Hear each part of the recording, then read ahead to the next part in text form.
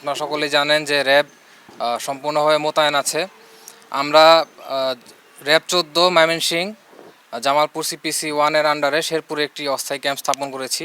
এখান থেকে আমরা শেরপুর ১ এবং শেরপুর ২ আসন, এই দুটি আসনের দেখাশোনা করছি।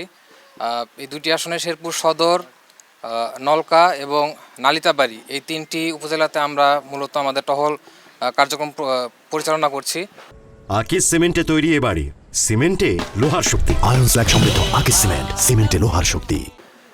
আমরা আমাদের র্যাবের রোবাস্ট পেট্রোলিংকে অত্যন্ত গুরুত্বের সাথে বিবেচনা করছি এবং আমরা এই অনুযায়ী কার্যক্রম পরিচালনা করছি। এর পাশাপাশি আমাদের নিয়মিত টহল দিনে এবং রাতে সম্পূর্ণভাবে চলমান রয়েছে। বর্তমানে আল্লাহর রহমতে এখানে কোনো ধরনের সমস্যার সম্মুখীন আমরা হইনি বা কোনো ধরনের সমস্যা হওয়ার সম্ভাবনা আপাতত নেই। এরপরেও দু একটি ক্ষুদ্র ঘটনা ঘটলেও থাকতে পারে, বাট সেগুলো আমরা খুব সুন্দরভাবে যৌথ বাহিনীর সাথে সমন্বয়পূর্বক, জেলা প্রশাসনের সাথে সমন্বয়পূর্বক আমরা সেগুলো মোকাবেলা করছি। আশা করি জনগণ একটি সুন্দর নির্বাচন উপহার দিতে পারবো আমরা, এবং সকলের আমরা সাহায্য কামনা করছি।